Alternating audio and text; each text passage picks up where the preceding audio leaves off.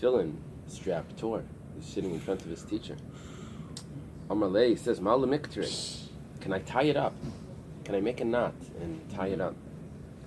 The commentary said that it's talking about the tefillin, the strap that's actually holding it on to the head, or the first strap on the arm, not the later straps. Amalei, he says, "Ukshartim ksiv should take shira tama."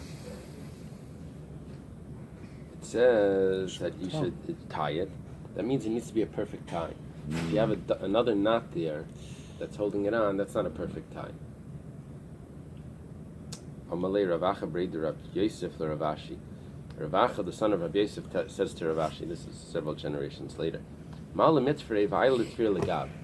what about sewing it?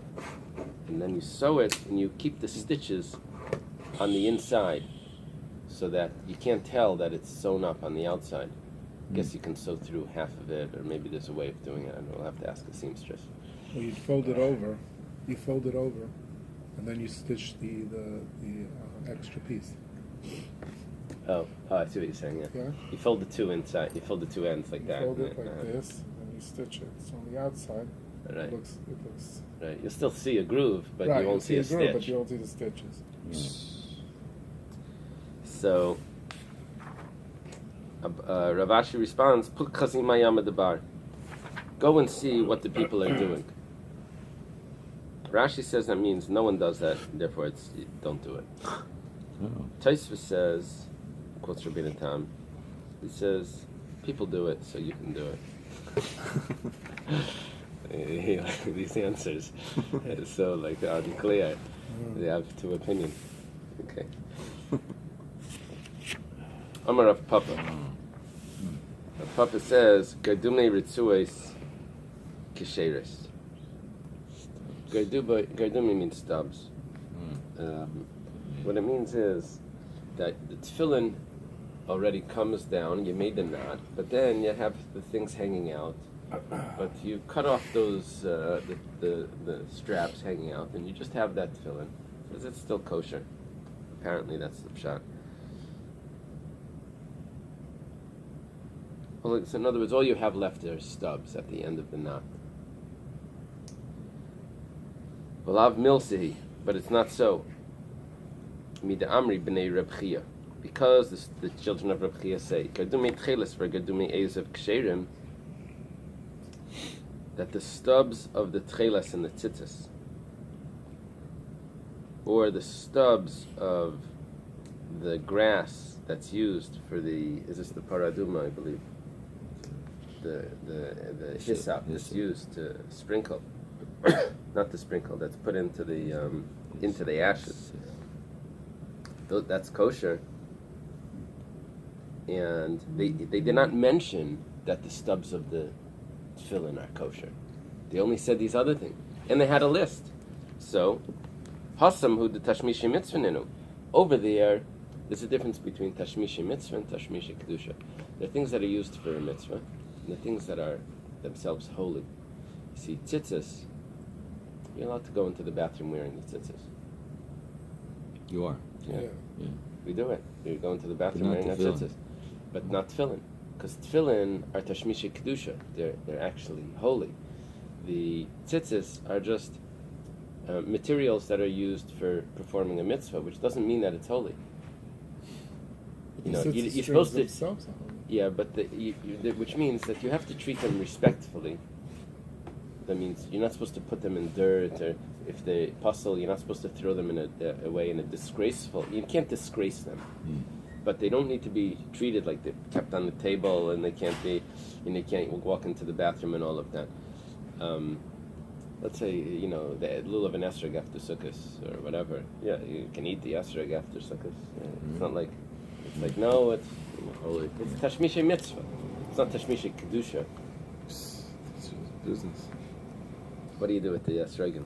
You put them in vodka and you serve it on Tu B'Shvat. Some of them make beer out of it. Oh yeah? Okay, yeah, see. So, Aval Hacha Tashmishi Kedusha Ninu. But here, it's considered Tashmishi Kedusha. Now, it's a little confusing to me, this. because the understanding of the way Rashi was explaining this before was that I don't need the stubs of the tefillin. The tefillin is kosher. Then he says, but you can use the stubs of tcheles. That's good enough. Just it's very small, and the stubs of the grass is also that's good enough. And he makes a difference between over there is tashmishay mitzvah, so that's enough. For tashmishay kedusha, apparently it's not enough. The Gemara says, loy, that's not the pshat. Mechlal the islu shiura. What it means is that there is a measurement. Now,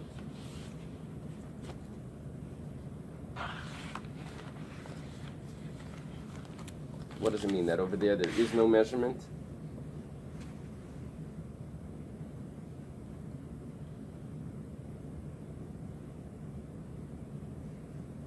We said gardime ritzuas are puzzle. No, we said gardime ritzuas are kosher.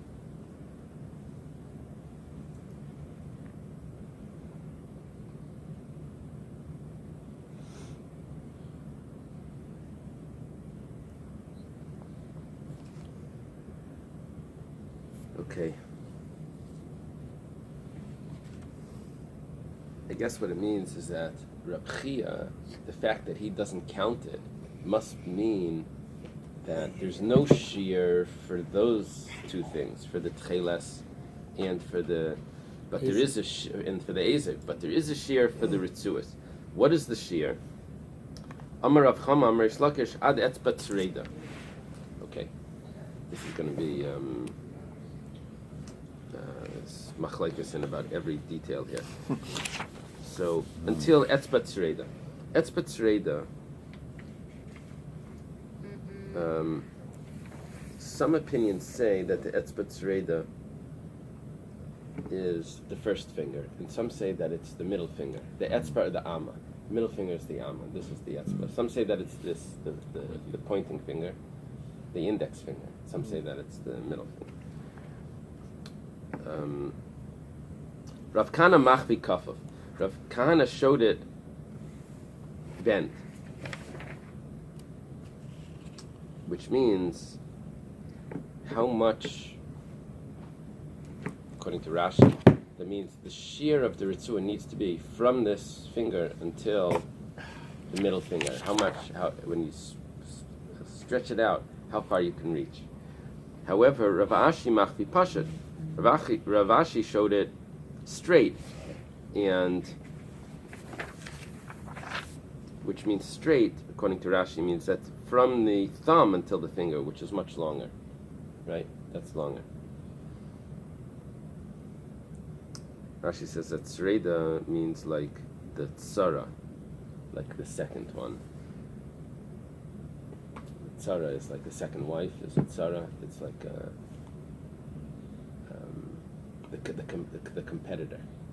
That's the tzara. So it's like the index is the competitor to the thumb. That's now others learn this differently, and it gets so complicated. What we're talking about is what the measurement is here, from here to here, or from here to here. If you learn it differently, then you learn it from there to here. There's other ways of learning it. Okay. Now the most it is a few inches. It's not. We're not talking about long straps. straps. Right. I should mention over here. There's this very long tosfos here that gives me all different measurements of how long it's supposed to be. It's. We have it to the stomach. He quotes he quotes all of this in here. He quotes a medrash called Yilamdenu. He says the Aruch quotes it. It's a very interesting and easy tosfos. The problem is that the Aruch says that the etzba tzreida is the middle finger. He quotes from a Tosefta, not the first finger, and then everything gets changed in this.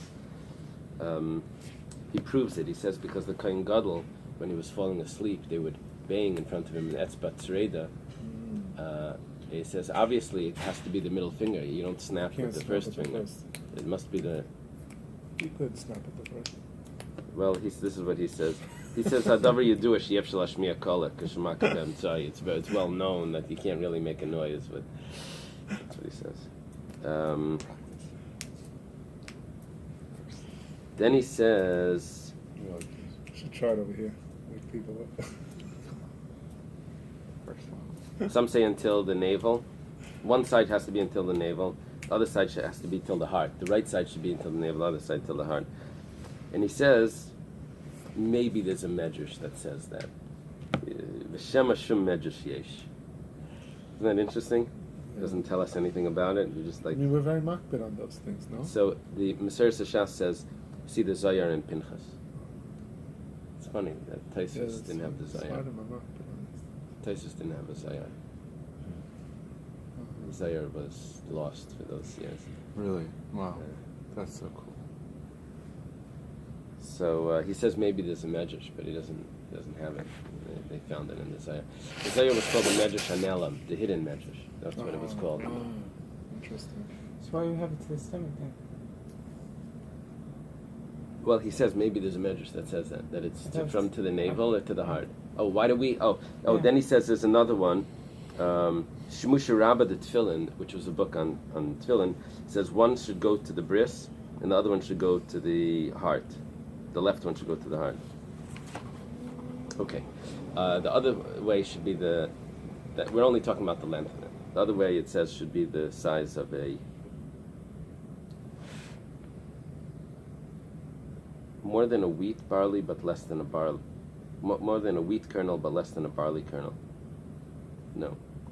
Mitzvah shir roicha v'retzuas yoiser mikachita upachas mikasayra. I thought chita was bigger. I know. V'm yoiser, but if it's funny. Yoiser mikachita upachas mikasayra. I don't know. It says if it's more, then it's kosher. So what does it mean upachas mikasayra? I don't know.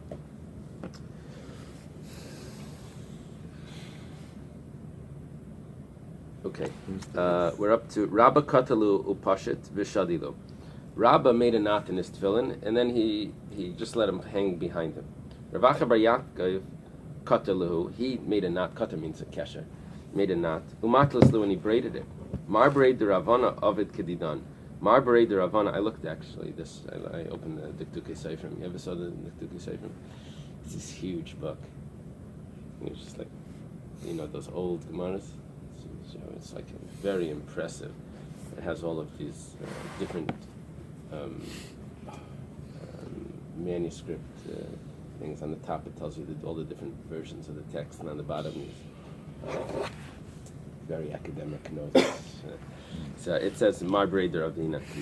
So Marbrei de Ravina says, we know is, he does the Kedidan. Ravina was from the last generation, the editor of the Gemara. Amar Rav Yehuda Breder Rav Shmuel Bar Shilas Mishmei de Rav Kesher Shel Tefillin Alach L'Moshe Sinai. The knot of the tefillin is Alach L'Moshe Sinai. Rashi gets into this, and he says that there's a dalid on the knot. There's a shin that's on the box, and there's a yud on the shel yad. There's a dalid here. There's a shin on the box, and that's Hashem's name. Amar Rav Nachman v'naveim labar. You have to see it on the outside. There's different interpretations what it means. First interpretation, Rashi says it means that Hashem's name should be seen. Gets other interpretations is the black side of the ritzua should be seen. He brings a proof for this because someone's ritzua was turned over. He says, "Don't you hold that the beauty of it is supposed to be on the outside?"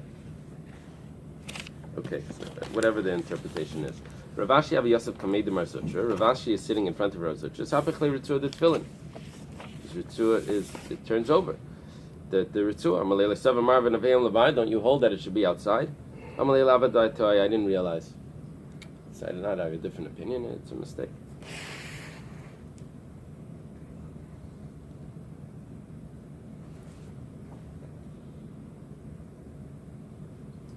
The Gemara quotes a pasuk that all the nations of the earth will see you. That the name of God is called upon you, and they'll be afraid of you. They'll fear you, Tanya Rebbe Lezer Gadolaimer, Rebbe Lezer the Great says, this is Rebbe Lezer ben Hyrcanus that we mentioned before. Eilu tefillin shebereish. This is referring to the tefillin on the head. Basireisias kapai verisa sachairai. This is when Moshe sees, he asks to see God's face. He says, you'll go by, you'll see my back. Amar Rav Chana bar Biznam, Reb Shimon Chasidim Malamed, Sheher le'akadosh baruch hu Moshe kesher shel tefillin. Rav Chana bar Bizna says in the name of Reb Shimon Chasidah that this teaches us that Hashem showed Moshe the knot of his tefillin. Amar Rav Yehuda kesher shel tefillin tzarich sheyeh l'mayla, kedei sheyisrael l'mayla, v'loy l'mata. Should not be below. What this means is like this. The knot of the tefillin on the back should not go down to the bottom of the neck. It should go all the way up to where there's the is it called the nape, the top of the spine, where the skull touches the end of the skull. You feel there's like a bump there. The Alter Rebbe actually says, I think, that the upper part should be on it, the lower part should be in the groove. And this is a sign that the Jewish people will be above. The Tzarech Shliach Klapi Panim should be directly opposite the face. So that the Jewish people should be in the front and not in the back. Amen. Okay, stop there.